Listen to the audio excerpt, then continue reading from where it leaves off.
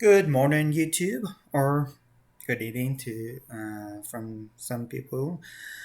I'm making this video because I want to address something that's been coming up on YouTube quite a bit in the last few years, and that is the issue of Disney Star Wars, quote unquote.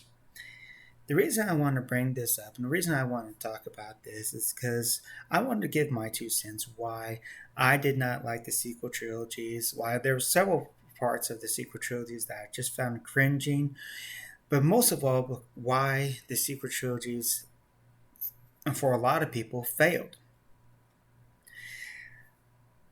Now, give you a little bit of my background. I was born in the mid 70s, 1975. I was only 2 years old when the original Star Wars came out. Now, my mom says she took me to go see the original Star Wars. Obviously, being that I was only 2 years old, I don't remember it. I do remember going to see Empire Strikes Back, and I do remember going to see Return of the Jedi. When you take those three movies and you see the main character, Luke Skywalker, Han Solo, Leia Organa, but I want to focus mostly on Luke Skywalker because he's going to be a big part of this conversation that I want to have with you. We are introduced to Luke Skywalker at the beginning of the movie of Star Wars, just after the droids were found by the Jawas and sold to Luke's uncle. When when we see Luke Skywalker, he is a young man wanting to get out on his own. He's tired of being on the farm. He wants to get off planet and see the stars. So much so that he's willing to even enlist into the Empire. He's not a fan of the Empire, but hey, it was his ticket off planet. A lot of ways I can relate to that. I actually grew up on a farm, and when I was young, I was like, I'm ready to get off the farm. I'm ready to get out. Granted, I kind of moved back to the farm in my older years because, well, many reasons, but uh, when we see Luke, we can connect with that. When we're young, we want to get out of the house, we want to move on, we want to be our own person. And so, right off the bat, we are able to connect with Luke. In the next movie, Luke is determined to prove himself to his two main mentors, Obi-Wan Kenobi and Yoda. So much so that he makes the foolish mistake in going to go face Darth Vader. And in doing so, he fails. He doesn't just fail a little bit. Oh, I won the battle, but I lost. I couldn't get my no. He fails miserably to the point he cut his hands cut off. On top of that, he finds out that Darth Vader is his father, the most hated person in the galaxy. Now, obviously, most of us won't. I'm pretty sure none of us is going to relate to finding out that our father is the most hated person in the galaxy. But it's that revelation we all come to, and another thing that we can connect with. We connect with him failing miserably, and we connect him with sudden revelation of something that we never knew. We had a feeling, but some of us, but we just never knew, and it shocks us to death.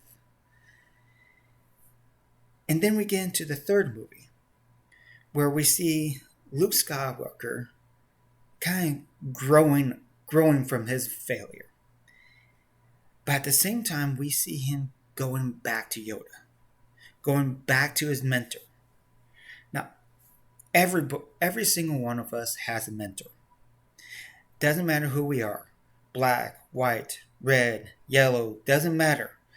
Male, female, Christian, Buddhist, Methodist, atheist, we all have our mentors. And it takes a lot of growing to finally go back to your mentor, to go back to those who you looked up to and tell them, I failed. I'm sorry. I was wrong. I need more training. I should never have left you, blah, blah, blah, blah. Whatever it is.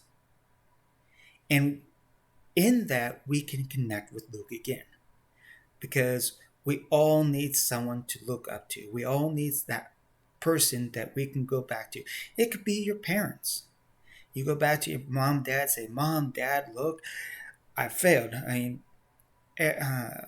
mean, most people would know the story of the prodigal son.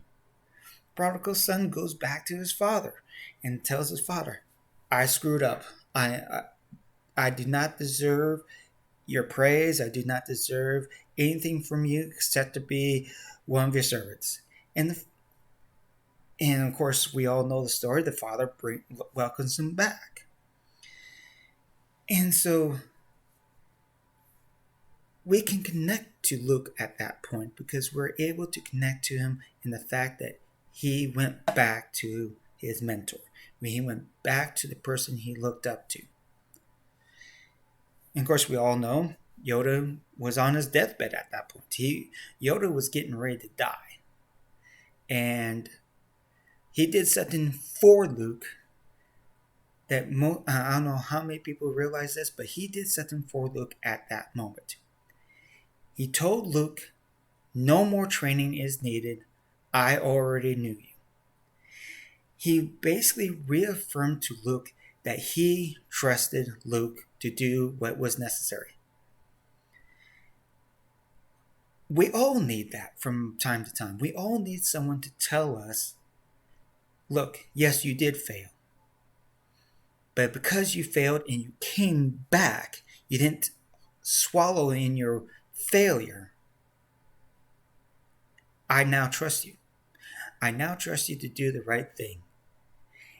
And even then, Luke was still very unsure of himself. It took Obi-Wan Kenobi to talk to him, a second mentor to talk to him, to really bring him back to some sort of confidence. And then, of course, we all know Luke does eventually bring his father back. But I want to get into that and a little bit later on. I want to take into Rey now. Rey not only doesn't fail. A lot of people say, "Oh, no, she failed and she failed in this." No, we need some dramatic failure. Yes, and if people questioning, "Well, why do you need dramatic failure?" I want to give my example of my first book, The Thing, from the Chronicles of the Skyrunners series. When you enter into the book, the very first thing you see is one of my main characters, Rebecca, failed miserably, that most of her troops were killed at the Battle of Crete. So right off the bat, we see the humanity in Rebecca because she failed. Right off the bat, we see Gabriel, who lost himself because he got tired of watching people die. And we all get to that point. We all get to that point where we're just so tired, we don't want to face it anymore. And so we have the failures of my two main characters in my first book. Now, some might say I should have waited to the second book, but I also know that you need to be able to connect with the characters. We didn't get that with Rey. We didn't get that horrible, dramatic failure with Rey. And that's something that everybody needs to see because failure is part of life. Failure is every single person, every single one of us is going to fail at some point in time. The only person that was perfect is if you're Christian, Jesus was perfect. That's the only person. And he was God. Come on. So we see the failures in Luke, but we just don't see them in Rey. And that's one of the reasons why we couldn't connect to Rey. One of the biggest reasons why we couldn't connect to Rey. Now, going back to Luke for a moment and going back to what he was constantly talking to Yoda and to Obi-Wan in the third movie is that they're still good in him. Now, Yoda and Obi-Wan didn't believe him because they were like, well, we've seen him. We've seen what he become. But Luke looked past what he had become and looked deeper inside of him and knew that there was Anakin Skywalker was still there. And all he knew that all he had to do is do something to pull Anakin Skywalker back out. To kill off Darth Vader, he had to bring Anakin Skywalker back out. In the end, he understood that meant his own self-sacrifice. He had to sacrifice himself to bring Anakin Skywalker out again. And everybody look at it as like, well, that's kind of a gamble. I mean, if he's truly gone to the dark side, you don't know if that's going to help or not.